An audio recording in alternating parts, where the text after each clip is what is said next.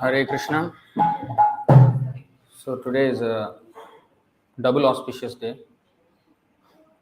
We have Bhaktivinoda Thakur's appearance day and Vāmanadeva's appearance day.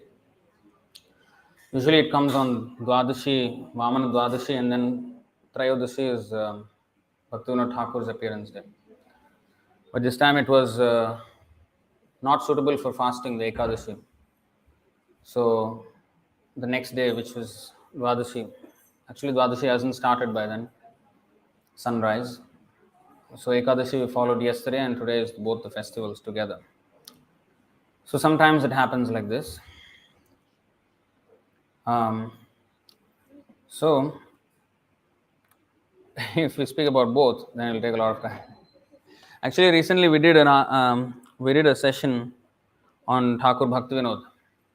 It was an article by His Divine Grace Bhaktisiddhanta Saraswati Thakur in the Harmonist magazine, and one of the Mondays articles of Vaishnava Acharyas series, I think episode 4, that was about Bhaktivinoda Thakur. So I would just want to, actually you can read from the songbook in the introduction. Bring the songbook. The songbook introduction, there is a life of Thakur Bhaktivinoda. You can read the synopsis. There's another full book which is called the Seventh Goswami. Do you know the biography of, it's almost like an autobiography. It's called the Seventh Goswami, written by it's Bhaktivinoda Thakur's accounts. They compiled it, and it's almost like an autobiography. So here, this is the book, Songs of Vaishnava Acharyas. It's a very common book. So in the introduction, there's this, the next page, a glimpse into the life of Thakur Bhaktivinoda. Please read that. So for the sake of time, I'm just going to read a little bit about Vāmanadeva and the glories of Vāmanadeva. So please read this, and also we have that lecture which we recently did. So you may want to watch that. So today we'll speak a little bit about Vāmanadeva. Actually, we did a lecture on this 3 years ago. I wrote somewhere.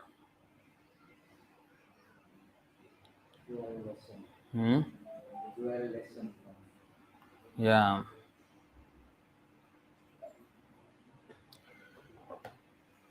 Um, 12 lessons from Vāmanadeva's pastimes. So of course we will go to the actual pastimes. We'll just read the translations of these. This is from the 8th canto. So the Lord always comes in conjunction or for his devotee, Bhaktavatsal. So Bali Maharaj, the narration of the devotee is, automatically there when the Lord's narration is there.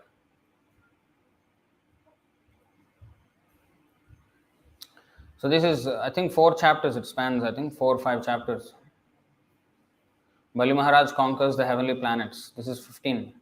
This chapter describes how Bali, after performing the Vishwajit Yajna, received the benediction of a chariot and various kinds of paraphernalia for war, with which he attacked the king of heaven. All the demigods, being afraid of him, left the heavenly planets and went away following the instructions of their guru. So Bali Maharaj was not an ordinary person. Maharaj Parikshit wanted to understand how Lord Vāmanadeva, on the plea of taking three paces of land from Bali Maharaj, took everything away from him and arrested him. Shukadeva Goswami responded to this inquiry with the following explanation. In the fight between the demons and the demigods, as described in the 11th chapter of this canto, Bali was defeated and he died in the fight. Do you know this? He actually died in that battle. But by the grace of Shukracharya, he regained his life. This is how much he must be indebted to Shukracharya for this, right? If suppose a doctor saves our life, from the jaws of death we have been saved, we will feel very, thankful and grateful. But he already died. Bali Maharaj died and then he was regained. Thus he engaged himself in the service of Shukracharya, his spiritual master. The descendants of Bhrigu, being pleased with him, engaged him in the Vishwajit Yajna. When this yajna was performed, from the fire of yajna came a chariot, horses, a flag, a bow, armor, and two quivers of arrows. Maharaj Prahlad, Bali Maharaj's grandfather, gave Bali an eternal garland of flowers, and Shukracharya gave him a conch shell. Bali Maharaj, after offering obeisances to Prahlad, the Brahmanas, and his spiritual master Shukracharya, equipped himself to fight with Indra and went to Indrapuri with his soldiers. So he was killed by Indra. Then he regained his life, and then again he went back to fight Indra. Blowing his conch shell, he attacked the outskirts of Indra's kingdom. When Indra saw Bali Maharaj's prowess, he went to his own spiritual master Brihaspati, told him about Bali's strength, and inquired about his duty.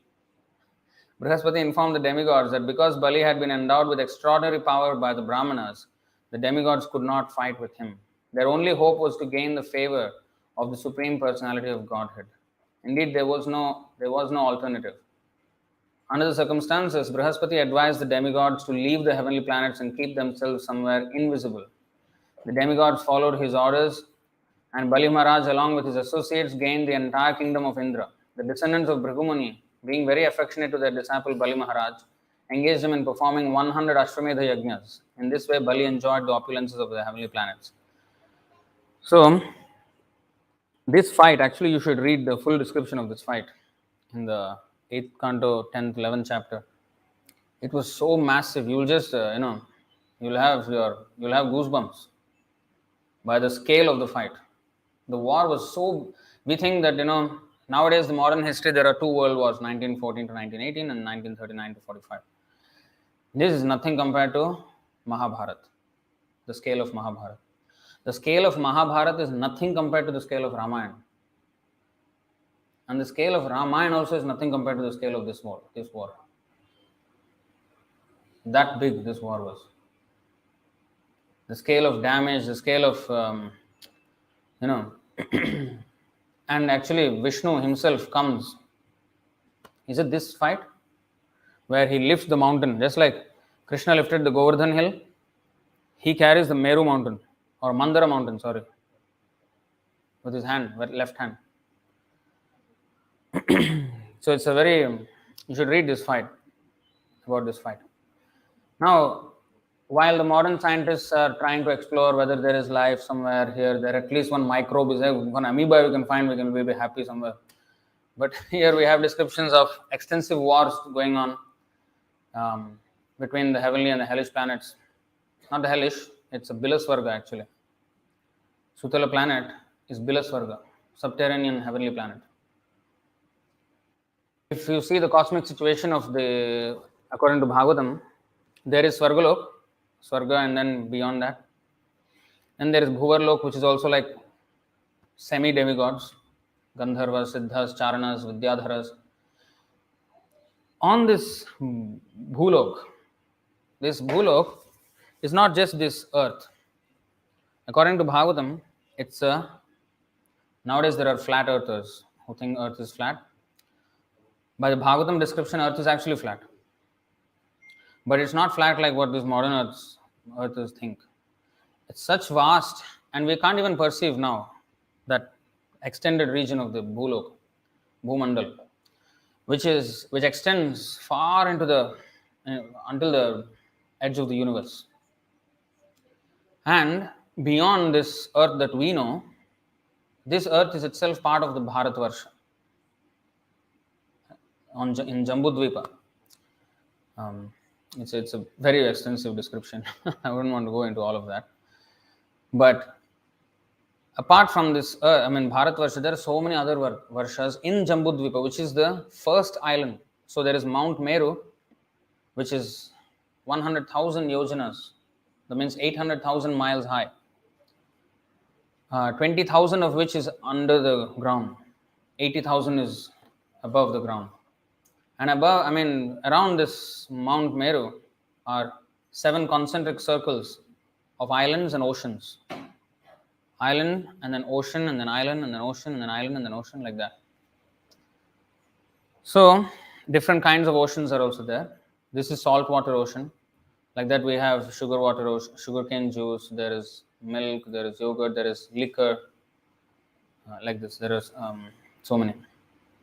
So there, apart from Bharatavarsha, the other Varshas, there are 9 Varshas, all of them are almost like Swarga. They are called Bhauma Swarga. In fact, it is said that the 4 Yugas, Satya, Treta, Dvapara and Kali, they exist only in Bharatvarsha. The other Varshas don't have these Yugas. They are always like heavenly planets. And their life is like what life was here in Bharatvarsha in the Treta Yuga. Very long lifespans, extensive, unparalleled strength of the body. Like you see the Vanaras in the Ramayana, they are coming from the Kim Purusha Varsha. They are not ordinary monkeys. Ordinary monkeys can't be so strong. Apes, chimpanzees are extremely strong. One chimpanzee, he has a strength of at least 30, 40 men. But that was nothing compared to the Vanaras of Ram's army. They used to hurl mountain peaks and uproot trees and throw. They're not ordinary. And so they came from the Kim Purusha Varsha. So not only travel to other planetary systems was possible, but even in this Bhumandal, there was free travel before, even until the time of Maharaj Yudhishthira. There is a description I just read a couple of days ago, where Yudhishthira Maharaj met Lomarsha Muni, and this Lomarsha Muni has a very long lifespan. So this Lomarsha Muni awarded him a power. Actually, from there only I came to know that our, India's first TV channel was what? Doordarshan. Like, even still it is there, I think, right? So, actually that is a mystic power. Dura Shravana Darshan. And exactly that is what TV is all about now. TV, this YouTube and all this kind of thing. You can know, hear and see what is going on far away. Dura Shravana Darshan. And that's the exact same power which Sanjaya was bestowed with by Vyasadeva. And Sanjaya could see the battlefield of Kurukshetra and narrate it to Dhritarashtra. And that is the whole Bhagavad Gita. Actually, the Bhagavad Gita is a second-hand, what we are seeing, what we are reading, the Bhagavad Gita is a second-hand narration. Actually, Krishna is speaking to Arjuna, but Sanjaya is relating that same conversation to Dhritarashtra, and that is what the Bhagavad Gita is. So it's Dura Shravana Darshan. So these are not only possible by modern satellites, but also by yogic power. But only qualified people used to be able to see. But now every rascal is able to see. So he is seeing unnecessary things. Whereas Sanjaya saw Bhagavad Gita, nowadays they are seeing what? No need to even mention. So, anyway, so this was a big war, and Shukracharya brought back Bali Maharaj to life. So, Maharaj Parikshit inquired, the Supreme Personality of Godhead is the proprietor of everything. Why did he beg 3 paces of land from Bali Maharaj like a poor man? And when he got the gift for which he had begged, why did he nonetheless arrest Bali Maharaj? I am very much anxious to know the mystery of these contradictions. Shukadeva Goswami said, O king, when Bali Maharaj lost all his opulence and died in the fight, Shukracharya, descendant of Bhrigu Muni, brought him back to life. Because of this, the great soul Bali Maharaj became a disciple of Shukracharya and began to serve him with great faith, offering everything he had. The Brahmana descendants of Bhrigu Muni were very pleased with Bali Maharaj, who desired to conquer the kingdom of Indra. Therefore, after purifying him and properly bathing him according to regulative principles, they engaged him in performing the yajna known as Vishwajit. Vishwajit means one who conquered the universe. So to conquer the universe, they did this yajna. When ghee was offered in the fire of sacrifice, there appeared from the fire a celestial chariot covered with gold and silk. There also appeared yellow horses like those of Indra and a flag marked with a lion.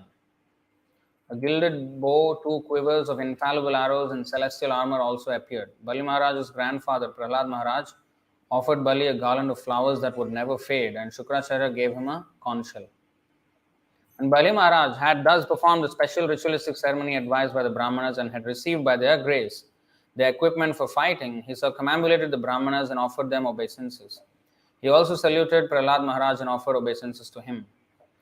Then, after getting on the chariot given by Shukracharya, Bali Maharaj decorated with a nice garland, put protective armor on his body, equipped himself with a bow, and took up a sword and a quiver of arrows. When he sat down on the seat of the chariot, his arms decorated with golden bangles and his ears with sapphire earrings, he shone like a worshipable fire. When he assembled with his own soldiers and the demon chiefs who were equal to him in strength, opulence, and beauty, they appeared as if they would swallow the sky and burn all directions with their vision. After thus gathering the demoniac soldiers, Bali Maharaj departed for the opulent capital of Indra. Indeed, he seemed to make the entire surface of the world tremble. King Indra's city was full of pleasing orchards and gardens such as the Nandana garden. Because of the weight of the flowers, leaves and fruit, the branches of the eternally existing trees were bending down. The gardens were visited by pairs of chirping birds and singing bees. The entire atmosphere was celestial. So in the heavenly planets, it is not like there are industrial enterprises and there is, these machines and all. No, it's all very natural. But they have mystic powers with which they have all the powers that the modern machines can offer and much more that the modern machines cannot offer. Beautiful women protected by the demigods sported in the gardens which had lotus ponds full of swans, cranes, chakravakas and ducks. The city was surrounded by trenches full of the Ganga water known as Akasha Ganga and by a high wall which was the color of fire. Upon this wall were parapets for fighting. The doors were made of solid gold plates and the gates were of excellent marble. These were linked by various public roads. The entire city had been constructed by Vishwakarma. The city was full of courtyards, wide roads, assembly houses, and not less than 100 million airplanes. One city, inside the city, not less than 100 million airplanes. The crossroads were made of pearl, and there were sitting places made of diamond and coral. Everlastingly beautiful and youthful women who were dressed with clean garments glittered in the city like fires with flames. They all possessed the quality of Shama. The breezes blowing in the streets of the city bore the fragrance of the flowers falling from the hair of the women of the demigods. Apsaras passed on the streets which were covered with the white, fragrant smoke of aguru incense emanating from windows with golden filigree. The city was shaded by canopies decorated with pearls, and domes of the palaces had flags of pearl and gold. The city always resounded with the vibrations of peacocks, pigeons, and bees, and above the city flew airplanes full of beautiful women who constantly chanted auspicious songs that were very pleasing to the ear. The city was filled with the sounds of mridangas, conch shells, kettle drums, flutes, and well-tuned string instruments, all playing in concert. There was constant dancing and the Gandharvas sang. The combined beauty of Indrapuri defeated beauty personified. No one who was sinful, envious, violent toward other living entities, cunning, falsely proud, lusty, or greedy could enter that city. The people who lived there were all devoid of these faults. So, this is the qualification of people who can enter the heavenly planets. Not like I wear an astronaut suit and go inside. These are the qualifications by which nobody who had these qualities could enter that city. No. Bali Maharaj, who was the commander of the numberless soldiers, gathered his soldiers outside his abode of Indra and attacked it from all directions. He sounded the conch shell given him by the spiritual master Shukracharya, thus creating a fearful situation for the women protected by Indra. Seeing Bali Maharaj's indefatigable endeavor and understanding his motive, King Indra, along with the other demigods, approached his spiritual master Brihaspati and spoke as follows. My lord, our old enemy Bali Maharaj now has new enthusiasm and he has obtained such astonishing power that we think that perhaps we cannot resist his prowess. No one anywhere can counteract this military arrangement of Bali's. It now appears that Bali is trying to drink up the entire universe with his mouth, lick up the 10 directions with his tongue, and raise fire in every direction with his eyes. Indeed, he has arisen like the annihilating fire known as Samvartaka. Kindly inform me what is the cause of Bali Maharaj's strength, endeavor, influence, and victory. How has he become so enthusiastic? Brihaspati, the spiritual master of the demigods, said, O Indra, I know the cause of your enemies becoming so powerful. The Brahmana descendants of Bhrigumani, being pleased by Bali Maharaj, their disciple, endowed him with such extraordinary power. See, just by being blessed by the Brahmanas. Neither you nor your men can conquer the most powerful Bali. So demigods became hopeless. Indeed, no one but the Supreme Personality of Godhead can conquer him, for he is now equipped with the supreme spiritual power, Brahma Tejas. As no one can stand before Yamraj, no one can now stand before Bali Maharaj. See how powerful he was. Therefore, waiting until the situation of your enemies is reversed, you should all leave this heavenly planet and go elsewhere where you will not be seen. So, he asked him for advice. He asked him to run away and wait for your time. He said, Bali Maharaj has now become extremely powerful because of the benedictions given him by the Brahmanas. But when he later insults the Brahmanas, he will be vanquished along with his friends and assistants. So,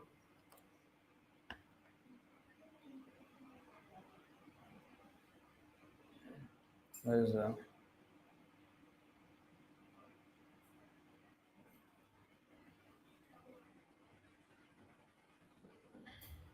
what is even happening here? It's not working.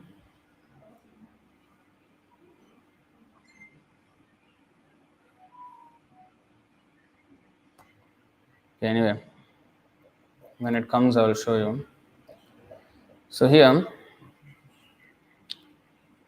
what am I showing on this one?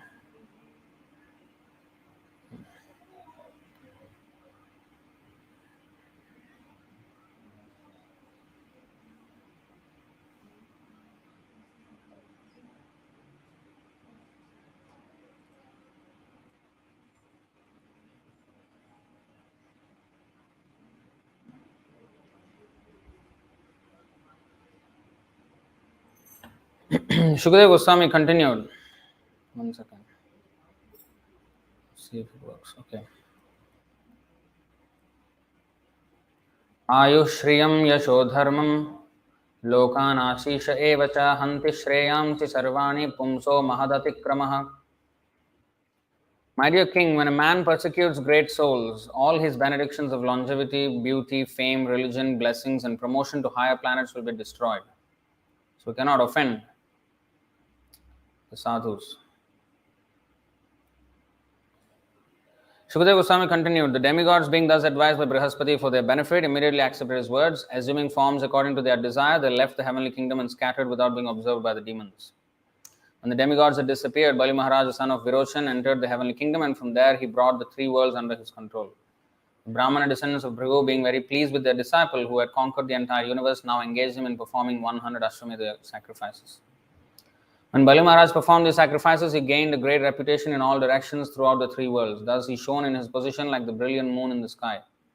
So to perform 100 Ashwamedha yajnas, how long he must be ruling? Because of the favor of the Brahmanas, the great soul Bali Maharaj, thinking himself very satisfied, became very opulent and prosperous and began to enjoy the kingdom.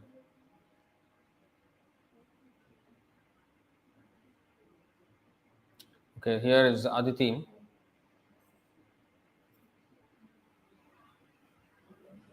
We'll just read this one, summary.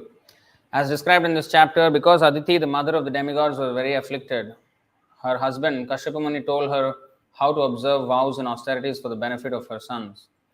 Since the demigods were not visible in the heavenly kingdom, their mother Aditi, because of separation from them, was very much aggrieved. One day, after many, many years, the great sage Kashyapa emerged from a trance of meditation and returned to his ashram. He saw that the ashram was no longer beautiful and that his wife was very morose. Everywhere in the ashram, he saw signs of lamentation. The great sage therefore inquired from his wife about the well-being of the ashram and asked her why she looked so morose. After Aditi informed Kashyapa Muni about the ashram's well-being, she told him that she was lamenting for the absence of her sons.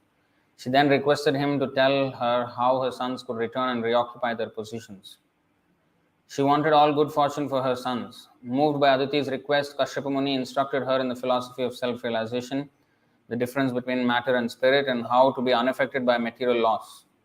But when he saw that Aditi was not satisfied even after he had given these instructions, he advised her to worship Vasudeva Janardhan. He assured her that only Lord Vasudeva could satisfy her and fulfill all her desires. When Aditi then expressed her desire to worship Lord Vasudeva, Prajapati Kashyapa told her about a process of worship known as Payovrata, which is executed in 12 days.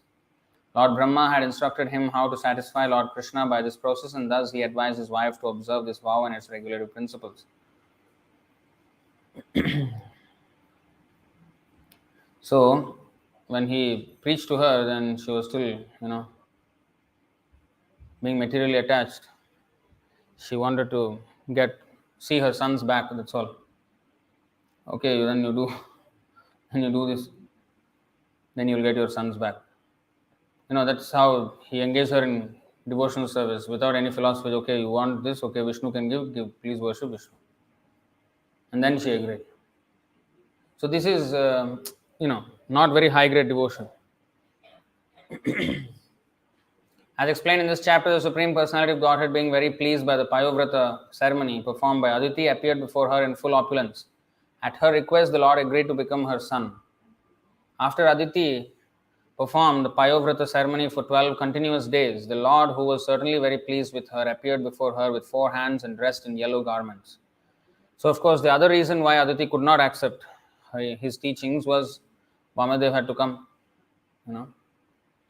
and he engineered this. As soon as Aditi saw the Supreme Personality of Godhead present before her, she immediately got up and with great ecstatic love for the Lord, she fell to the ground to offer respectful obeisances. Aditi's throat was choked because of ecstatic feelings and her entire body trembled with devotion. Although she wanted to offer suitable prayers to the Lord, she could not do anything and thus she remained silent for some time. Then, feeling solace, observing the beauty of the Lord, she offered her prayers. The Supreme Personality of Godhead, the Supersoul of all living entities, was very pleased with her, and he agreed to become her son by incarnating as a plenary expansion. He was already pleased by Kashyapa Muni's austerities, and thus he agreed to become their son and maintain the demigods. After giving his word of honor to this effect, the Lord disappeared.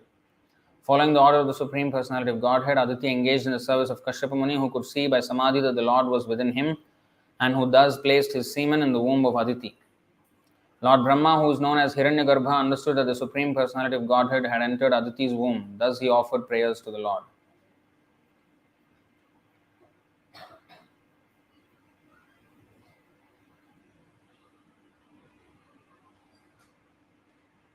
Lord Vāmanadeva, the dwarf incarnation.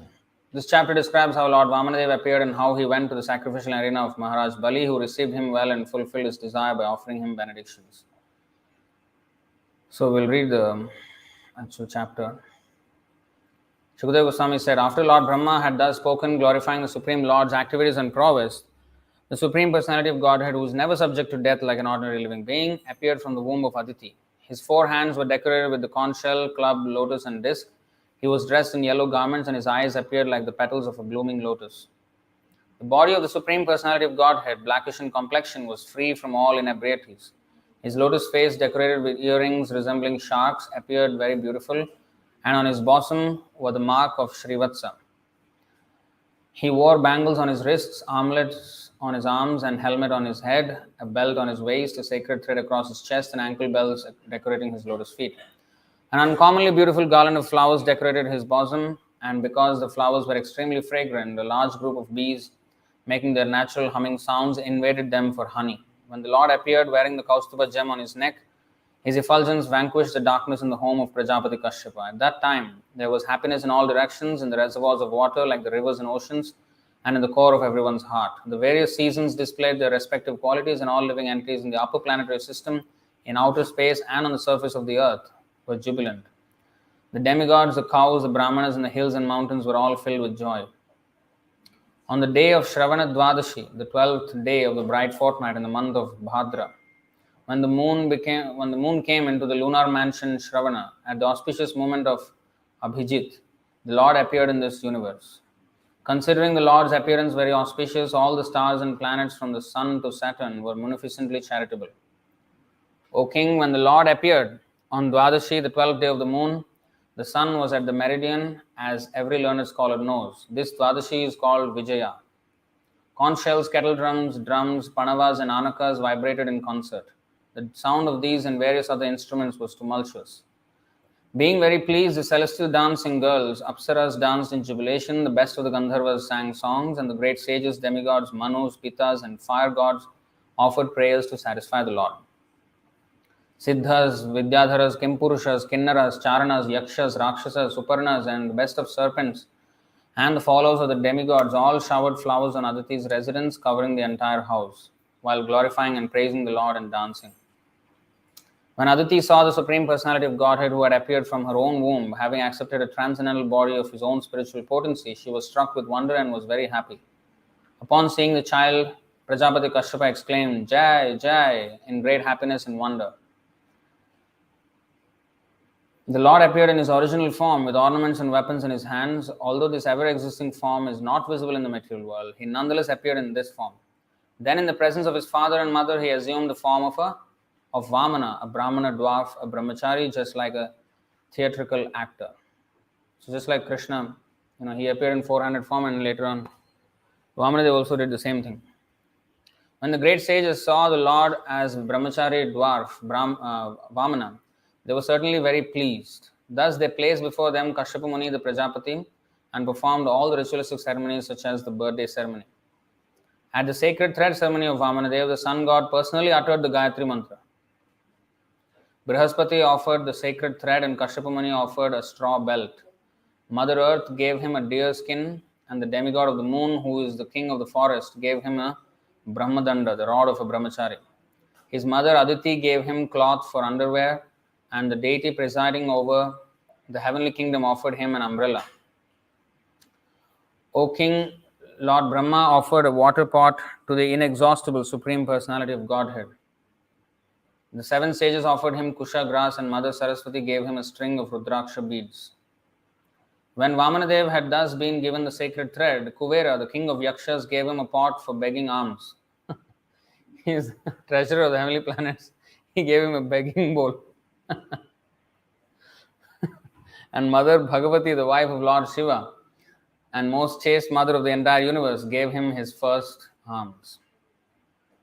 Having thus been welcomed by everyone, see, although they are very opulent, they offered these kind of things because Lord Vāmanadeva was playing that pastime, and accordingly they, offered. Otherwise, what is this Brahma giving one water pot? What is this? Aditi giving a kopin, But that is what the Lord, that is his pastime. As a brahmachari he came, so that's why. Thus he surpassed in beauty that entire assembly which was filled with great saintly brahmanas. After Lord Sri Vāmanadeva set a sacrificial fire, he offered worship and performed a fire sacrifice on the sacrificial field. When the Lord heard that Bali Maharaj was performing Ashwamedha sacrifices under the patronage of Brahmanas belonging to the Bhrigu dynasty, the Supreme Lord, who is full in every respect, proceeded there to show his mercy to Bali Maharaj. By his weight, he pushed down the earth with every step. So not ordinary Vamana. This is the difference. The Lord, even if he is dwarf, what kind of dwarf? He dwarfed the entire universe. See? While engaged in performing the sacrifice in the field known as Bhrigukacha on the northern bank of the Narmada river, the Brahmanical priests, the descendants of Bhrigu, saw Vāmanadeva to be like the sun rising nearby. So as he was approaching, his effulgence far outshone the effulgence of all the great sages there in the arena of sacrifice. O king, because of Vāmanadeva's bright effulgence, the priests, along with Bali Maharaj and all the members of the assembly, were robbed of their splendor. Thus they began to ask one another whether the sun god himself, Sanat Kumara, or the fire god had personally come to see the sacrificial ceremony. While the priests of the Bhrigu dynasty and their disciples talked and argued in various ways. Lord was coming, they were arguing. Hey, who is this? Who is this? The Supreme Personality of Godhead, Vāmanadeva, holding in his hands the rod, the umbrella, and a water pot full of water, entered the arena of the Ashwamedha sacrifice. Appearing as a Brahmana boy, wearing a belt of straw, a sacred thread, an upper garment of deer skin, and matted locks of hair, Lord Vāmanadeva entered the arena of sacrifice. His brilliant effulgence diminished the brilliance of all the priests and their disciples, who thus stood from their seats and welcomed the Lord properly by offering obeisances. Bali Maharaj, jubilant at seeing Lord Vāmanadeva, whose beautiful limbs contributed equally to the beauty of his entire body, offered him a seat with great satisfaction. Thus, offering a proper reception to the Supreme Personality of Godhead, who is always beautiful to the liberated souls, Bali Maharaj worshipped him by washing his lotus feet. Lord Shiva, the best of the demigods, who carries on his forehead the emblem of the moon, receives on his head with great devotion the Ganga water emanating from the toe of Vishnu. Being aware of religious principles, Bali Maharaj knew this. Consequently, following in the footsteps of Lord Shiva, he also placed on his head the water that had washed the Lord's lotus feet. Looks like Ganga had already come by then. Because every day this happens, you see. Bali Maharaj then said to Lord Vāmanadeva, every day of Brahma, I mean. Bali Maharaj then said to Lord Vāmanadeva, O Brahmana, I offer you my hearty welcome and my respectful obeisances. Please let us know what we may do for you. We think of you as the personified austerity of the great Brahmana sages. O my Lord, because you have kindly arrived at our home, all my forefathers are satisfied, our family and entire dynasty have been sanctified, and the sacrifice we are performing is now complete because of your presence. So this is the effect. That means all sacrifices, what is that? Bhoktaram yajna tapasam, aham hi sarva yajnanam bhokta cha prabhureva cha. When the Lord himself has come to the arena of sacrifice, that means sacrifice is complete. Not only that, entire dynasty is purified. O son of a Brahmana, today the fire of sacrifice is ablaze according to the injunction of the Shastra, and I have been freed from all the sinful reactions of my life by the water that has washed your lotus feet. O my Lord, by the touch of your small lotus feet, the entire surface of the world has been sanctified. O son of a Brahmana, it appears that you have come here to ask me for something. Therefore, whatever you want, you may take from me. Now, at this point, he did not yet know whether it's the Lord. He was calling him the son of a Brahmana. Still, you see how he knew the power of the sadhus, the devotees, the great Brahmana. Therefore, whatever you want, you may take from me, O best of those who are worshipable. You may take from me a cow, gold, a furnished house, palatable food and drink, the daughter of a Brahmana for your wife, prosperous villages, horses, elephants, chariots, or whatever you desire.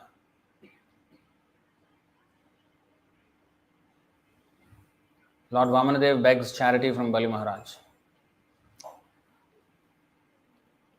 Shukadeva Goswami continued, when the Supreme Personality of Godhead Vāmanadeva heard Bali Maharaj speaking in this pleasing way, he was very satisfied, for Bali Maharaj had spoken in terms of religious principles. Thus the Lord began to praise him. See, although he was from the demon family and he conquered the demigods, he never forgot the real religious principles of Kshatriya. Not only the Kshatriya means fighting and fighting and fighting. Whoever you see just to open your sword. No. Brahmana means he has to serve. There's a description of Kshatriya. What is that? 17.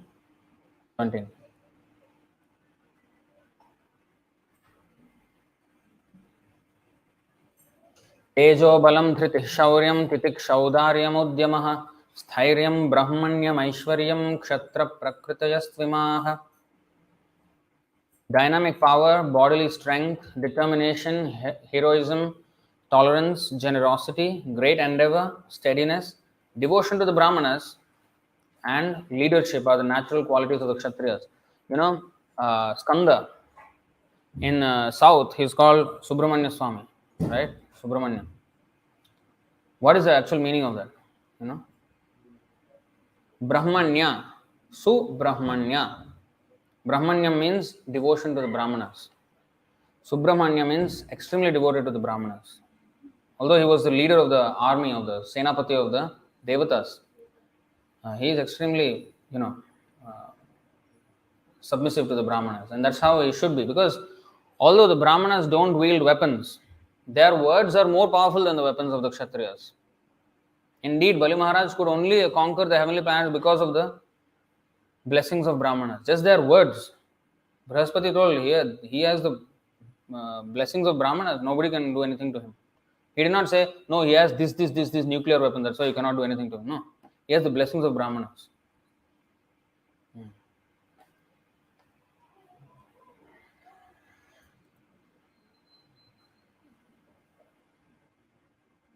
Supreme Personality of Godhead said, O King, you are indeed exalted because your present advisors are the Brahmanas who are descendants of Bhrigu, and because your instructor for your future life is your grandfather, the peaceful and venerable Prahlad Maharaj.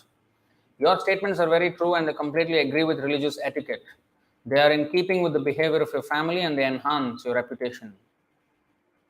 I know that even until now, no one taking birth in your family has been poor-minded or miserly. No one has refused to give charity to Brahmanas, nor after promising to give charity has anyone failed to fulfill his promise. he's, he's very cunning in his words. And I mean, it's true, but he's reminding him, now you have promised, don't take back your words, because your family, your whole dynasty is known for not taking back their word. So once you find who I am, don't trace your steps back. Yeah. O King Bali, never in your dynasty has the low-minded king been born, who upon being requested has refused charity to Brahmanas in holy places or a fight to Kshatriyas on a battlefield. You see, in your family, no one has refused charity to Brahmanas and offered a fight to the Kshatriyas when asked. And your dynasty is even more glorious due to the presence of Prahlad Maharaj, who is like the beautiful moon in the sky. You know, this reminds me of what? What is that verse by Prabodhananda Saraswati? Kritva cha kakushaktam aham bravimi.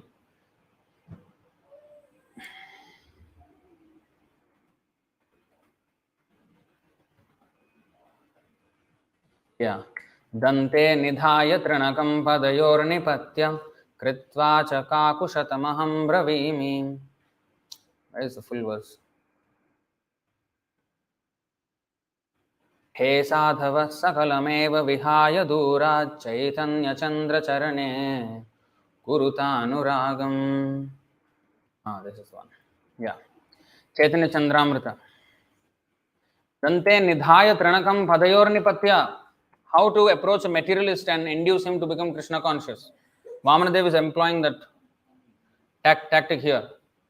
Dante nidhaya, approach very humbly and fall at his feet first. He is a rascal, but fall at his feet first. Kakushatam kritva cha aham bravimi. Kakushatam. That means praise him. Praise him like anything. You know, just like Vāmanadeva is praising his dynasty, you are great, your dynasty is great, everything is great. I mean, it's true also. But of course, there are rascals also in the dynasty, Daitya. I mean, only Prahlad Maharaj and Bali Maharaj are very exalted. But praising. Kritva cha kakushatam aham bravimi. Hey sadhava, call him sadhu first. Call him everything. Sadhu, everything you are. Sakalameva vihaya durad. Once you call him sadhu and praise him like anything, then he will say, oh, wow, who are you? What do you want? I mean, you are such a nice person. What can I do for you? Once he comes with that question, Sakalameva vihaya durad. Throw away your nonsense, whatever you have learned until now. Because all that you learned was rubbish. Chaitanya Chandra Charane Kurutanuragam. Taking a straw between my teeth and falling at your feet 100 times, I humbly submit. Oh, great personality, please give up all mundane knowledge that you have learned and just submit yourself at the lotus feet of Sri Lord Chaitanya Mahaprabhu. Surrender to Chaitanya Mahaprabhu. That's it. That's all I ask. Because otherwise they don't. Yeah? So first, praise. So, Vāmanadeva is also doing the same thing. Praise first. And your dynasty is even more glorious due to the presence of Prahlad Maharaj. This is of course fact. Who is like the beautiful moon in the sky. In other words, the others are stars. Useless for all practical purposes. He is the moon, Prahlad Maharaj. It was in your dynasty that Hiranyaksha was born. What is the big demon? Carrying only his own club, he wandered the globe alone without assistance to conquer all directions, and no hero he met could rival him. When delivering the earth from the Garbhodaka sea, Lord Vishnu, in his incarnation as a boar, killed Hiranyaksha who had appeared before him. The fight was severe and the Lord killed Hiranyaksha with great difficulty. You see? Lord killed Hiranyaksha with great difficulty. See how he is praising. This is too much exaggeration. Later, as the Lord thought about the uncommon prowess of Hiranyaksha, he felt himself victorious indeed. Because Lord, after killing Hiranyaksha, he thought the fight was worthwhile. You know what? Now I'm happy. I killed a worthy opponent. That much worthy you are ancestor was. When Hiranyakashipu heard the news of his brother being killed, with great anger he went to the residence of Vishnu, the killer of his brother, wanting to kill Lord Vishnu. Seeing Hiranyakashipu coming forward bearing a trident in his hand like personified death, Lord Vishnu, the best of all mystics and the knower of the progress of time, thought as follows: wheresoever I go, Hiranyakashipu will follow me as death follows all living entities. Therefore, it is better for me to enter the core of his heart, for then, because of his power to see only externally, he will not see me. Now, in this, cunning words, there is also truth in a hidden way. Because these kind of Hiranyakashipu-like people, they only have external vision. They cannot see the Lord. Although the atheists, they have Lord in the heart, but they cannot see. And they only see externally, and then they deny the Lord. But it's not out of fear. That is a bit of an exaggeration. But Lord Vāmanadeva continued, O king of the demons, after Lord Vishnu made this decision, he entered the body of his enemy Hiranyakashipu, who was running after him with great force. I mean, if you see the Narasimha Leela, where he was, what is that? Like a wasp. A wasp, he was just like tore apart by the nails of the Lord. In a subtle body inconceivable to Hiranyakashipu, Lord Vishnu, who was in great anxiety, entered Hiranyakashipu's nostril along with his breath. Upon seeing that the residence of Lord Vishnu was vacant, Hiranyakashipu began searching for Lord Vishnu everywhere.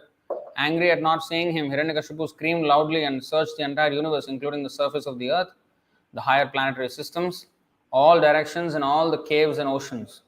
But Hiranyakashipu, the greatest hero, did not see Vishnu anywhere. Unable to see him, Hiranyakashipu said, I have searched the entire universe, but I could not find Vishnu, who has killed my brother. Therefore, he must certainly have gone to that place from which no one returns. In other words, he must now be dead.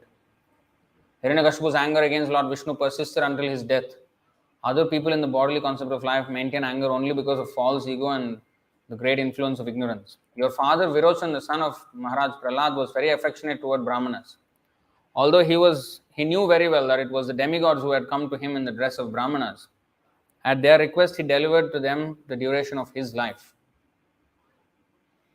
You also have observed the principles followed by great personalities who are householder Brahmanas, by your forefathers, and by great heroes who are extremely famous for their exalted activities. O King of the Daityas, from your majesty, who come from such a noble family and who are able to, noble family of Hiranyakashipu and Hiranyaksha, and who are able to give charity munificently, I ask only 3 paces of land to the measurement of my steps. And my steps, he was Vamana.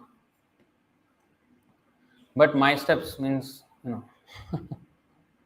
with a capital M. O King, controller of the entire universe, although you are very munificent and are able to give me as much land as I want, I do not want anything from you that is unnecessary. If a learned Brahmana takes charity from others only according to his needs, he does not become entangled in sinful activities. So he is talking like Brahmana. And he is teaching also Brahmanical principles here. Brahmana should not atyahara for his personal wisdom. Bali Maharaj said, O son of a Brahmana, your instructions are as good as those of learned and elderly persons. Nonetheless, you are a boy and your intelligence is insufficient. Thus, you are not very prudent in regard to your self-interest. Why? I am able to give you an entire island because I am the proprietor of the 3 divisions of the universe. Island in this case can even mean a planet, which is island in the ocean of space. You have come to take something from me and have pleased me by your sweet words, but you are asking only 3 paces of land. Therefore, you are not very intelligent. O small boy, one who approaches me to beg something should not have to ask anything more anywhere. And this is how Kshatriya, this is how one must give dhan. As much as Brahmanas don't have a livelihood by working, that is their way of renunciation. The others who actually earn livelihood should renounce in the way by offering their wealth to the Brahmanas for the preaching of Sanatana Dharma. And they should be liberal in that. There is, go back to this verse, 11, 17, 18. This is just now we heard the Kshatriyas, right? This is Vaishyas. Astikyam, Dananishtha cha. Dananishtha. Adambho Brahmasevanam. Atushtir Artho Pachayayar Vaishya Prakritayastvimaha. This is Vaishyas. In Bhagavad Gita, it is a little bit differently worded, but here it is more explicitly worded. Let's see what is that. What are the qualities of Vaishyas? Faith in Vedic civilization, Astikyam. They have to be believers in God. And not only God, His word also, His name also, His devotees also, in the whole civilization. Faith in Vedic civilization, dedication to charity. They should earn, and you see the next one, freedom from hypocrisy, service to the Brahmanas, Brahma Sevanam, and Kshatriyas also. What is that? Brahmanyam. Here, Brahma Sevanam. That's why in that verse when we chant Namo Brahmanadevaya Go Brahmana Hitaya Jagadhitaya Krishnaya Govindaya Namo Namaha. Namo Brahmanadevaya. Brahmanadevaya means Govinda, Krishna, who is worshipped by Brahmanas, that is Brahmanya. But also Brahmanya means who worships Brahmanas. So the Lord also worships Brahmanas. So the Vaishyas, you see, service to Brahmanas and perpetually desiring to accumulate more money. Atushtir Arthopachayar means what, exactly in Sanskrit? They are never satisfied with how much ever money they have. They want to earn more. They want to earn more. They never satisfied. But this is the quality of Vaishyas. That is not condemned. As long as Dana Nishtha. Not that as much as money I want, I can collect and then I'll keep. That is condemned. Dana Nishtha he must be. And Brahma Sevanam. Then yes, his Arthopachayar is sanctioned. So you see, oh small boy, one who approaches me to beg something should not have to ask anything more anywhere. Therefore, if you wish, you may ask from me as much land as will suffice to maintain you according to your needs. The personality of God had said.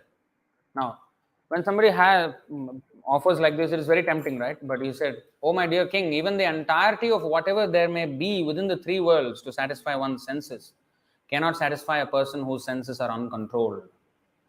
Now, he's teaching us and he's also teaching Bali Maharaj. Bali Maharaj is the conqueror of the three worlds. If you cannot be satisfied with whatever you have conquered, one thing. And for the Brahmanas also. He said, if I can't be satisfied with the land on which I can put my 3 steps, I won't be satisfied with the 3 worlds also. That means the entire universe. If my senses are uncontrolled, however much I may gain externally, it will not satisfy me. Hiranyakashipu, perfect example. He owned everything, not happy, always angry. Always angry. If I were not satisfied with 3 paces of land, then surely I would not be satisfied even with possessing one of the 7 islands consisting of 9 varshas, which is Jambudvipa. Even if I possess one island, I would hope to get others. We have heard that although powerful kings like Maharaj Prithu and Maharaj Gaya achieved proprietorship over the 7 dvipas, they could not achieve satisfaction or find the end of their ambitions.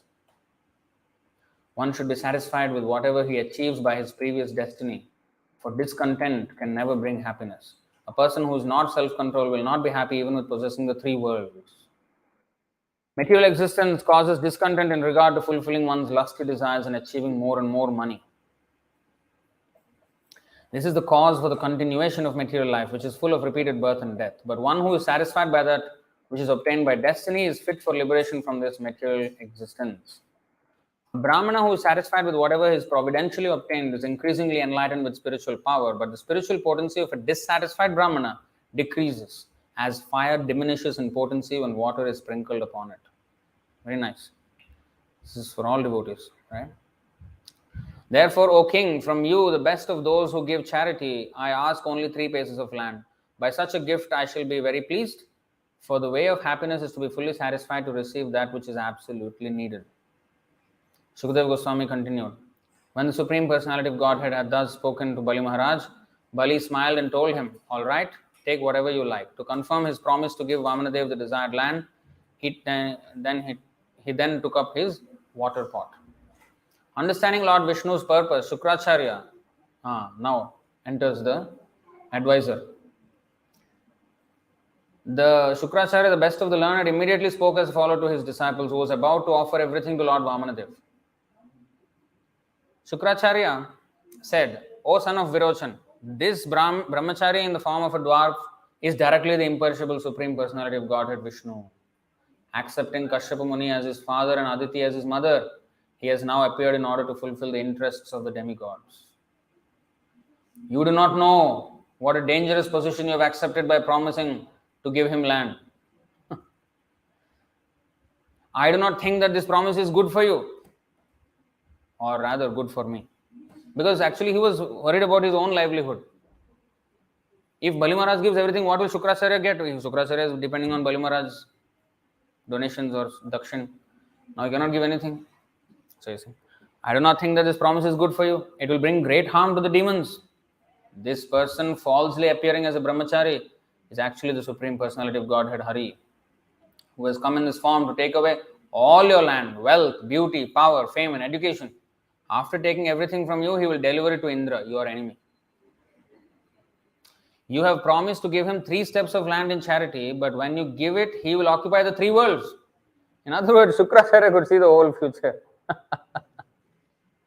You are a rascal, he said. You do not know what a great mistake you have made. After giving everything to Lord Vishnu, you will have no means of livelihood. How then shall you live? See, this is, this is actually, even when we are devotees, sometimes we are thinking like this. Oh, if I surrender to Krishna, how will I live? How will I maintain myself? You see? This is exactly the same. Vāmanadeva will first occupy the 3 worlds with 1 step. Then he will take his 2nd step and occupy everything in outer space. And then he will expand his universal body to occupy everything. Where will you offer him the 3rd step? He already was saying everything, predicting. You will certainly be unable to fulfill your promise, and I think that because of this inability, your eternal residence will be in hell. Learned scholars do not praise that charity which endangers one's own livelihood. Charity, sacrifice, austerity and fruitive activities are possible for one who is competent to earn his livelihood properly. They are not possible for one who cannot maintain himself. But you see, Sudama, he wanted to give the broken rice. He could not even, he borrowed it and he still gave. This is all, an attached person will speak like this. Now whatever he's speaking is, you cannot quote this, Bhagavatam says this, You cannot misquote the Bhagavatam. Now you see, therefore one who is in full knowledge should divide his accumulated wealth in 5 parts. For religion, for reputation, for opulence, for sense gratification and for the maintenance of his family members. Such a person is happy in this world and in the next. Our program is 50% for Krishna consciousness, 25% for personal emergencies, 25% for relatives, like this. One might argue that since you have already promised, how can you refuse? O best of the demons, just take from me the evidence of Bahvricha Shruti, which says that a promise is truthful preceded by the word Om and untruthful if not. The Vedas enjoin that the factual result of the tree of the body is the good fruits and flowers derived from it. This is like Palena Parichita, right? But if the bodily tree does not exist, there is no possibility of factual fruits and flowers. Even if the body is based on untruth, there cannot be factual fruits and flowers without the help of the bodily tree. When a tree is uprooted, it immediately falls down and begins to dry up. Similarly, if one doesn't take care of the body which is supposed to be untruth, in other words, if the untruth is uprooted, the body undoubtedly becomes dry. The utterance of the word Om signifies separation from one's monetary assets. In other words, by uttering this word, one becomes free from attachment to money because his money is taken away from him. To be without money is not very satisfactory, for in that position one cannot fulfill one's desires. In other words, by using the word Om, one becomes poverty-stricken. Especially when one gives charity to a poor man or beggar, one remains unfulfilled in self-realization and in sense gratification. It's basically talking nonsense here. Therefore, the safe course is to say no. Although it is a falsehood, it protects one completely. It draws the compassion of others toward oneself. and it gives one full facility to collect money from others for oneself. Nonetheless, if one always pleads that he has nothing, he is condemned, for he is a dead body while living, or while still breathing, he should be killed. This is a famous verse. In flattering a woman to bring her under control, in joking, in a marriage ceremony, in earning one's livelihood, when one's life is in danger, in protecting cows and Brahmanical culture, or in protecting a person from an enemy's hand, falsity is never condemned. Now, these are some of the things that are there, but he is misusing it for Vishnu. You know, flattering a woman to bring her under control is there, because just like this Kashyapa, he was trying to teach his wife self-realization. Her head was not working at all. So okay, you want this? Okay, I'll tell you how to get this. Okay. Now I'll worship Vishnu. He was asking her to worship Vishnu all this while. No, not interested. Vishnu will give what you want. Okay, I'll worship Vishnu. So, flatter a little bit, make her happy a little bit. But doing too much will be a problem. Bali Maharaj surrenders the universe. Okay. This is what? 20. Okay. Here will be the end. Sri Shukadeva Goswami said, O King Parikshit, when Bali Maharaj was thus advised by his spiritual master Sukracharya, his family priest, he remained silent for some time. Actually, this chapter is very instructive. He remained silent for some time. And then after full deliberation, he replied to his spiritual master as follows. Bali Maharaj said, as you have already stated, the principle of religion that does not hinder one's economic development, sense gratification, fame and means of livelihood is real occupational duty of the householder. I also think that this religious principle is correct. I am the grandson of Maharaj Prahlad. How can I withdraw my promise because of greed for money when I have already said that I shall give this land? How can I behave like an ordinary cheater, especially toward a Brahmana? There is nothing more sinful than untruthfulness. Because of this, Mother Earth once said, I can bear any heavy thing except a person who is a liar. I do not fear hell, poverty, an ocean of distress, fall down from my position, or even death itself, as much as I fear cheating a Brahmana. He is a person who knows what ought to be feared and what ought not to be feared. Bhaya bhaye. You see, this is how we must see. My Lord, you can also see that all the material opulences of this world are certainly separated from their possessor at death. See, he is teaching his spiritual master now. Anyway, it's going to be separated at death. Therefore, if the Brahmana Vāmanadeva is not satisfied by whatever gifts one has given, why not please him with the riches one is destined to lose at death? Anyway, I'm going to lose it. Might as well lose it to Vishnu. If this is Vishnu, then, or if he's a Brahmana, still I will give. Instead of being robbed at the time of death, why don't I willingly give it? Dadhichi, Shibi and many other great personalities were willing to sacrifice even their lives for the benefit of the people in general. This is the evidence of history. So why not give up this insignificant land? What is the serious consideration against it? O best of the Brahmanas, certainly the great demoniac kings who were never reluctant to fight enjoyed this world. But in due course of time, everything they had was taken away except their reputation by which they continue to exist. And this word, what is it?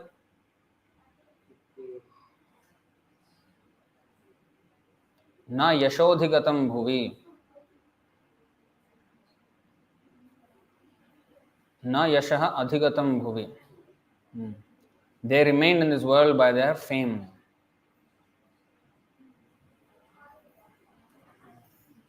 In other words, one should try to achieve a good reputation instead of anything else. Good reputation means not just good reputation in the eyes of the materialists, but in the proper sense of the term, religiously. O best of the Brahmanas, many men have laid down their lives on the battlefield, being unafraid of fighting, but rarely has one gotten the chance to give his accumulated wealth faithfully to a saintly person who creates holy places. It's a very nice, what is the word there?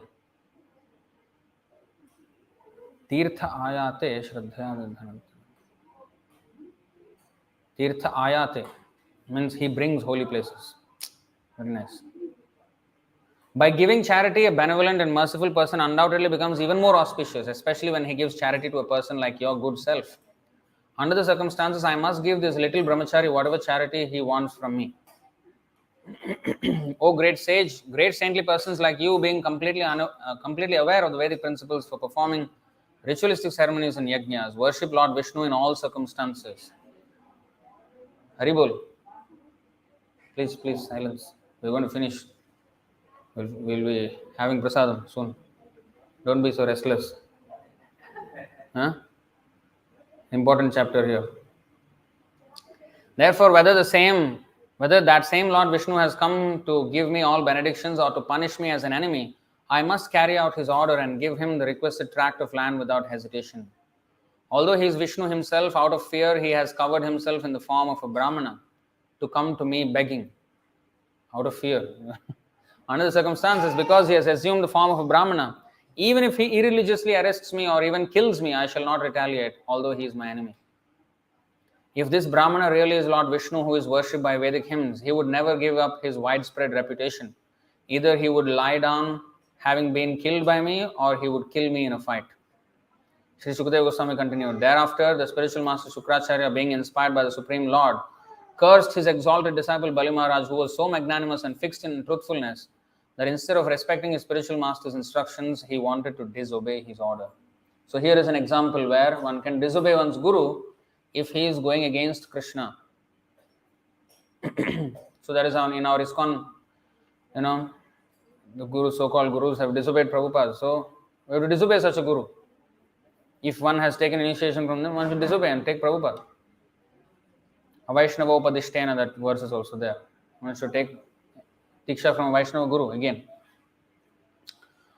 Although you have no knowledge, you have become a so-called learned person, and therefore you dare be so impudent as to disobey my order. Because of disobeying me, you shall very soon be bereft of all your opulence. Sukadeva Goswami continued. Hare Kṛṣṇa. Silence, please. Please don't continue talking. And the class is going on. Otherwise, you give class. Okay?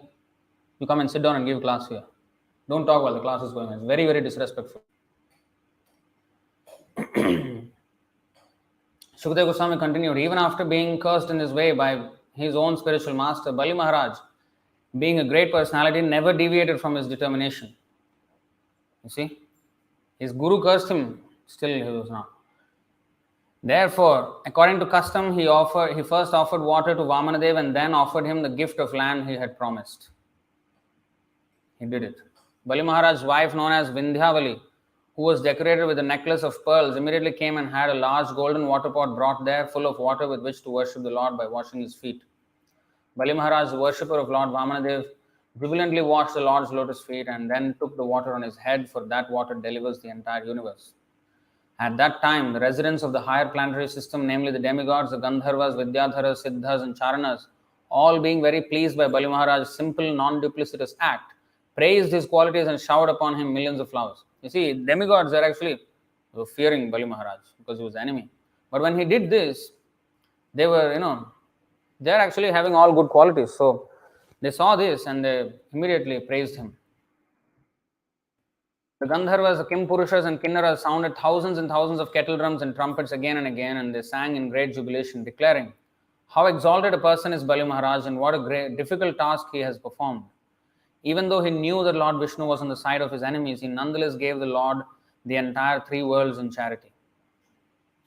The unlimited Supreme Personality of Godhead, who had assumed the form of Vamana, then began increasing in size, acting in terms of the material energy, until everything in the universe was within his body, including the earth, the planetary systems, the sky, the directions, the various holes in the universe, the seas, the oceans, the birds, beasts, human beings, demigods, and great saintly persons.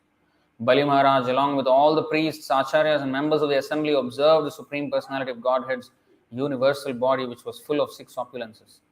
That body contained everything within the universe, including all the gross material elements, the senses, the sense objects, the mind, intelligence, and false ego, the various kinds of living entities, and the actions and reactions of the 3 modes of material nature.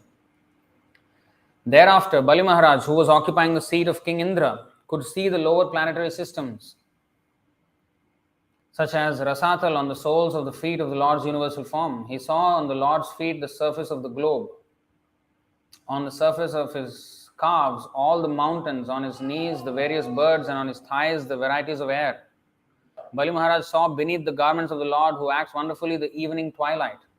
In the Lord's private parts, he saw the Prajapatis, and in the round portion of the waist, he saw himself with his confidential associates. In the Lord's navel, he saw the sky. On the Lord's waist, he saw the 7 oceans. And on the Lord's bosom, he saw all the clusters of stars. My dear king, on the heart of Lord Murari, he saw religion, on the chest, both pleasing words and untruthfulness. In the mind, the moon. On the bosom, the goddess of fortune with the lotus flower in her hand. On the neck, all the Vedas and all sound vibrations. On the arms, all the demigods, headed by King Indra. In both ears, all the directions. On the head, the upper planetary systems. On the hair, the clouds. In the nostrils, the wind. On the eyes, the sun. And in the mouth, fire.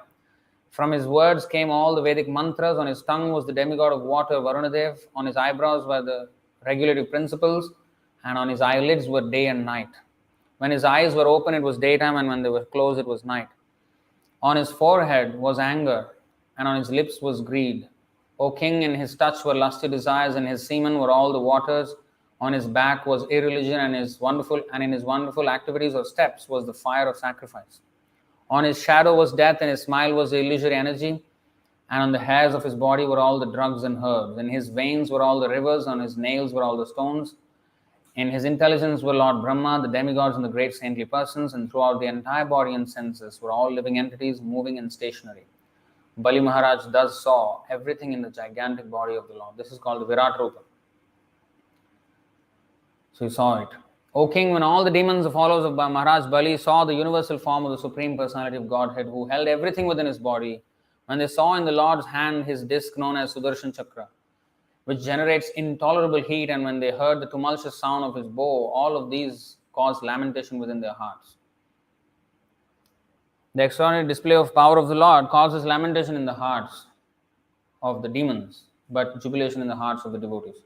The Lord's conch shell named Panchajanya, which make sounds like that of a cloud, the very forceful club named Kaumodaki, a sword named Vidyadhara, and a shield decorated with hundreds of moon-like spots, and also Akshaya Sayaka, the best of quivers. All of these appeared together to offer prayers to the Lord. These associates, headed by Sunanda and other chief associates and accompanied by all the predominating deities of the various planets, offered prayers to the Lord, who wore a brilliant helmet, bracelets, and glittering earrings that resembled fish. On the Lord's bosom were the lock of hair called Srivatsa and the transcendental jewel named Kaustubha. He wore a yellow garment covered by a belt, and he was decorated by a flower garland surrounded by bees. Manifesting himself in this way, O king, the Supreme Personality of Godhead, whose activities are wonderful, covered the entire surface of the earth with one footstep, the sky with his body, and all the directions with his arms. As the Lord took his second step, he covered the heavenly planets, and not even a spot remained for the third step. For the Lord's foot extended higher and higher beyond Maharloka, Janaloka, Tapoloka, and even Satyaloka.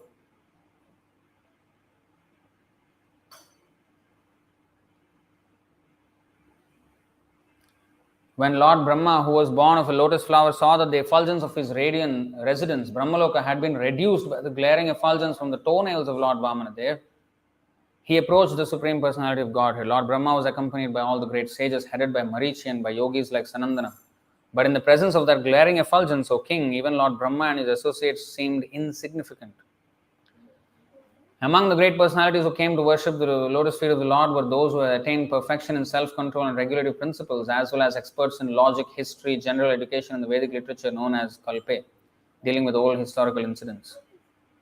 Others were expert in the Vedic corollaries, like Brahma Samhita and all the other knowledge of the Vedas, Sama, Yajur, Rig, and Atharva, and also supplementary Vedic knowledge, Ayurveda, Dhanurveda, etc. Others were those who had been freed of the reactions of fruitive activities by transcendental knowledge, awakened by practice of yoga. And still others were those who had attained residence in Brahmaloka, not by ordinary karma, but by advanced Vedic knowledge. After devotedly worshipping the upraised lotus feet of the Supreme Lord with oblations of water, Lord Brahma, who was born of the lotus emanating from Lord Vishnu's navel, offered prayers to the Lord. So in this way, See, the Ganga came, you see. O king, the water from Lord Brahma's Kamandalu washed the lotus feet of Lord Vāmanadeva, who was known as Urukrama, the wonderful actor. Thus, that water became so pure that it was transformed into the water of the Ganga, which went flowing down from the sky, purifying the three worlds like the pure fame of the Supreme Personality of Godhead. You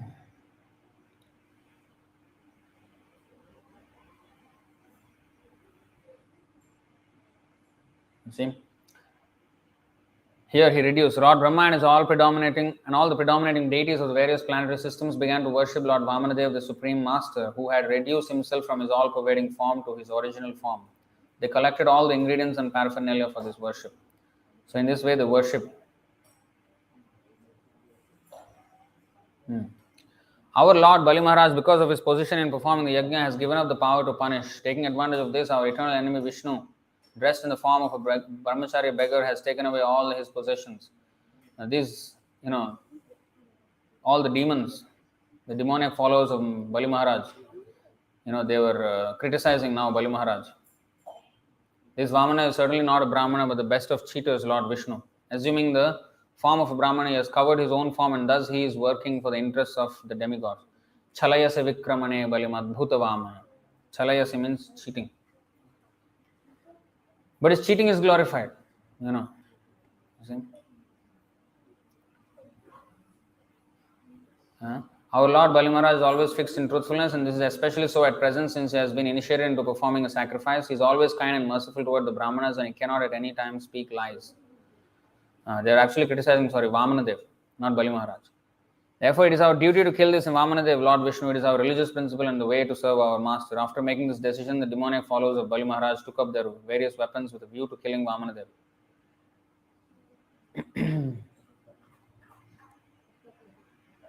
O king, when the associates of Lord Vishnu saw the soldiers of the demons coming forward in violence, they smiled. Taking up their weapons, they forbade the demons to continue their attempt. Now the demons' soldiers are being killed,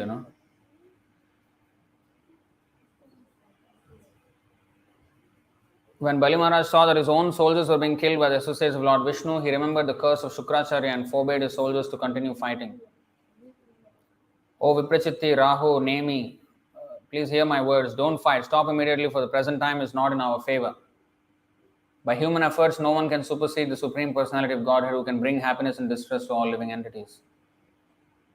The supreme time factor, which represents the Supreme Person, was previously in our favor and not in favor of the demigods, but now that same time factor is against us.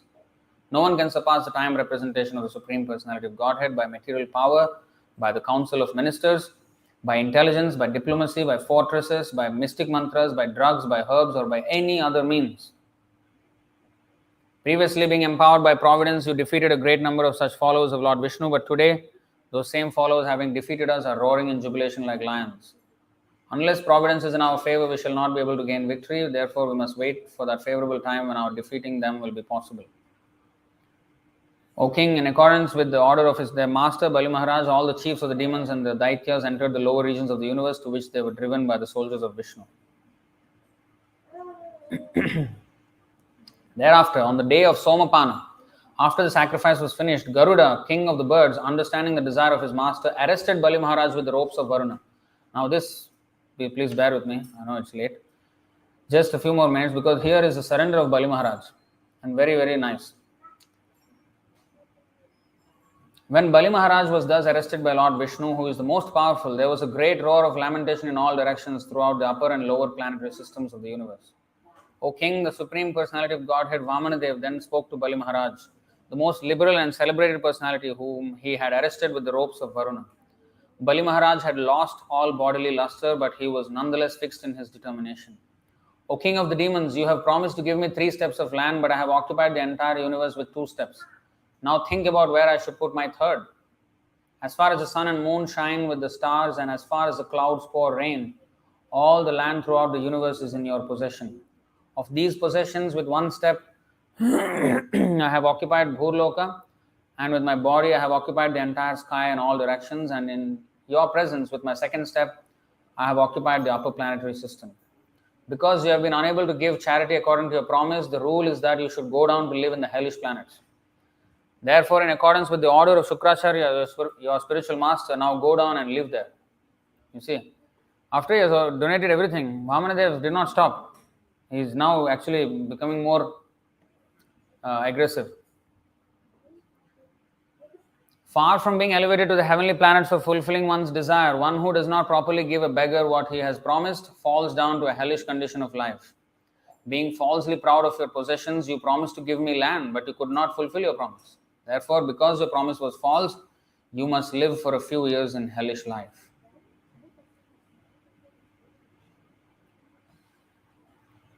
Although the Supreme Personality of Godhead was superficially seen to have acted mischievously toward Bali Maharaj was fixed in his determination. Considering himself not to have fulfilled his promise, he spoke as follows.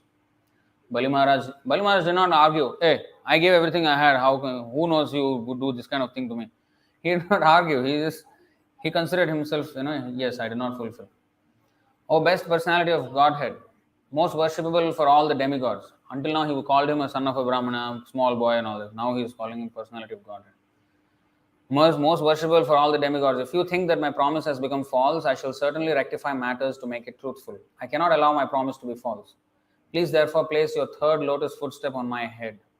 I do not fear being deprived of all my possessions, living in hellish life, being arrested for poverty by the ropes of Varuna, or being punished by you as much as I fear defamation. What is that?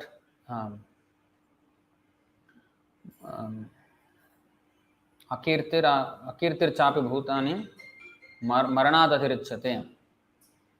234. Kirtim chapi bhutani maranat athirichyate. Dishonor is worse than death, you see. Bhagavad Gita.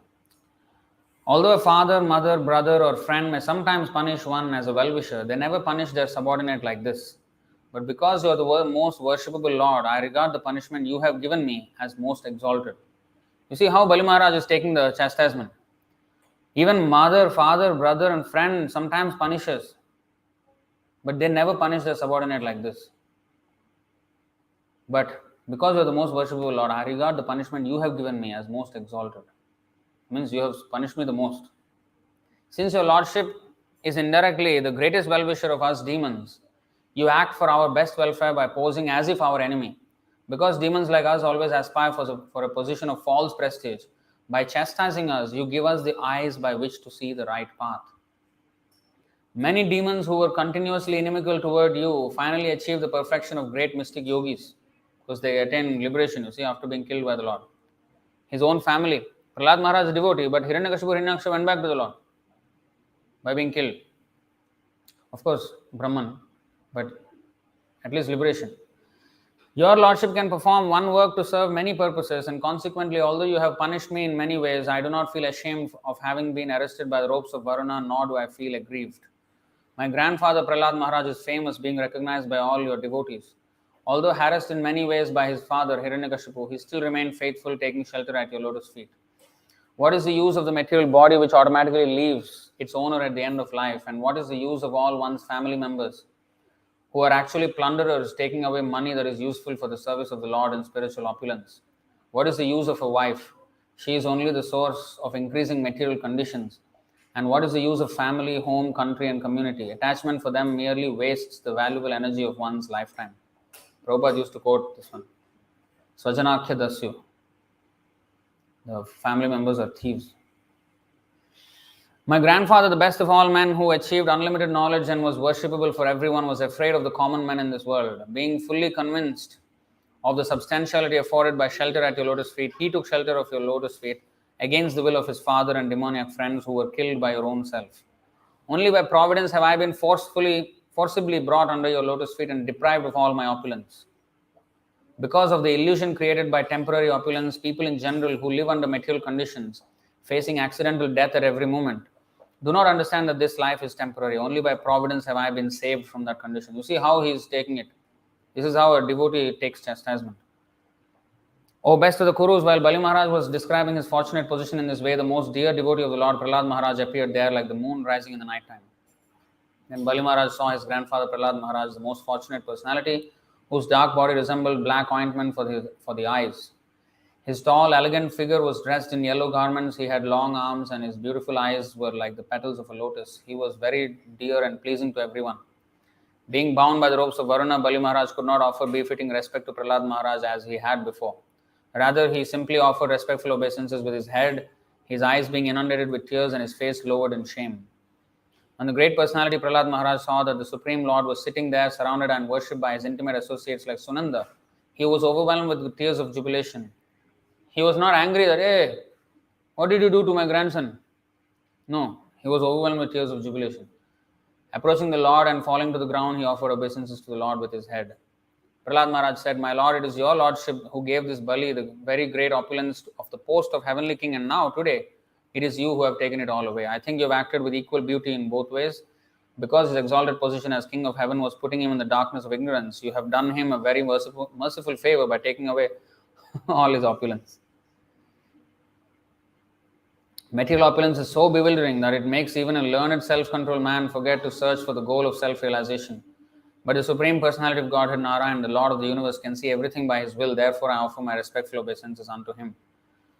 O King Parikshit, Sukadeva Goswami continued, Lord Brahma then began to speak to the Supreme Personality of Godhead within the hearing of Prahlad Maharaj, who stood nearby with folded hands. But Bali Maharaj's chaste wife, afraid and aggrieved at seeing her husband arrested, immediately offered obeisances to Lord Vāmanadeva, Upendra. She folded her hands and spoke as follows. Srimati Vindhyavali said, O my Lord, you have created the entire universe for the enjoyment of your personal pastimes, but foolish, unintelligent men have claimed proprietorship for material enjoyment. Certainly they are shameless agnostics. Falsely claiming proprietorship, they think they can give charity and enjoy.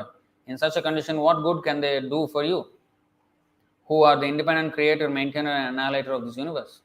Lord Brahma said, O well-wisher and master of all living entities, O worshipable deity of all the demigods, O all-pervading personality of Godhead, now this man has been sufficiently punished, for you have taken everything. Now you can release him. He does not deserve to be punished more.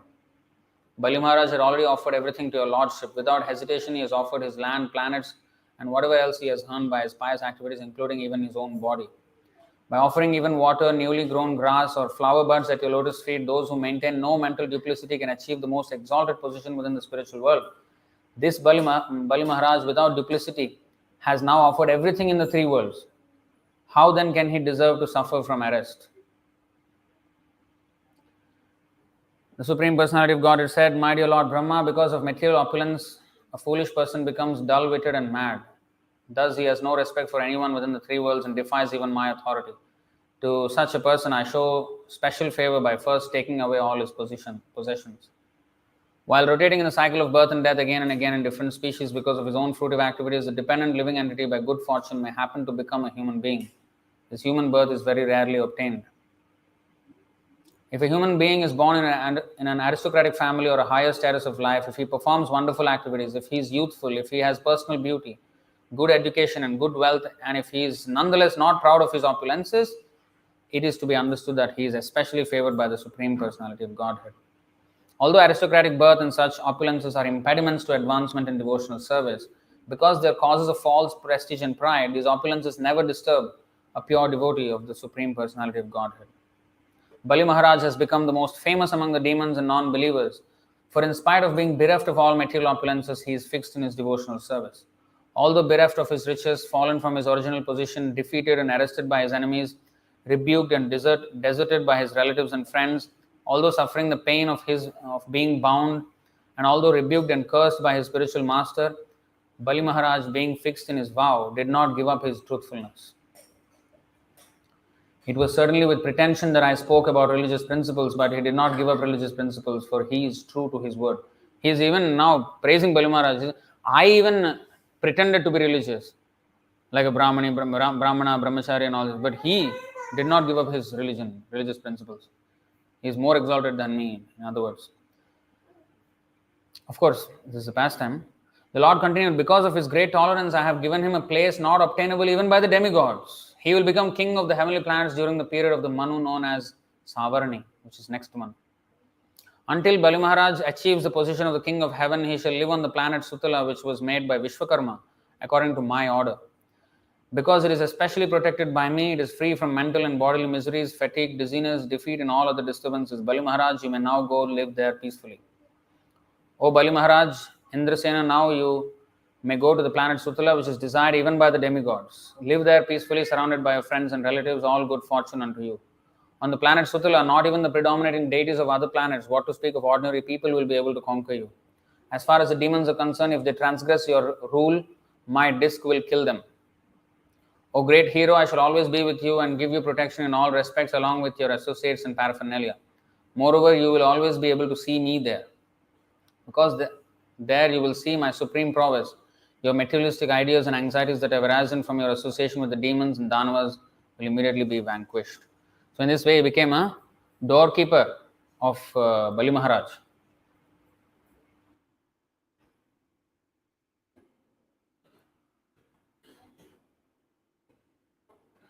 Here, Krishna to the Pandavas, Sarathya Parashada Sevana Sakhya Dautya Virasananugamanastavana Pramana Pranaman Snigdheshu Pandushu Jagat Pranatim Cha Vishnur Bhaktim Karoti Nirpatis Charanarvinde. Maharaj Parikshit heard that out of his causeless mercy, Lord Krishna or Vishnu, who is universally obeyed, rendered all kinds of service to the malleable sons of Pandu by accepting posts ranging from chariot driver to president to messenger, friend, night watchman, etc., according to the will of the Pandavas, obeying them like a servant and offering obeisances like one younger in years. When he heard this, Maharaj Parikshit became overwhelmed with devotion to the lotus feet of the Lord. So the Lord accepts this kind of position. So he is known as Vāmanadeva, as a dwarf. But he became so big, he dwarfed everyone else. But finally, he was dwarfed by Bali Maharaj, by his devotion. Krishna always is dwarfed by his devotees' devotion. So he becomes lesser than the devotees. Like here, he became a Sarathi or a driver for Arjuna. In this way, he becomes dwarfed by the devotees. So in that way, he lived up to his name Vamana. Because otherwise, he was not Vamana. He became very big. Everyone else was Vamana compared to him. Dwarf. He went into the assembly of the yajna. He dwarfed everyone with his, effulgence. He dwarfed everyone. But finally, and later on, he dwarfed the entire demigods and the whole universe. But then he became a dwarf in front of Bali Maharaj. So this is Vāmanadeva. So I'll stop here. Jai Vāmana Dvādaśī ki jai. Vāmanadeva Bhagwan ki jai. Bali Maharaj ki jai. Nitai Gaur Premanande. Hari Hari.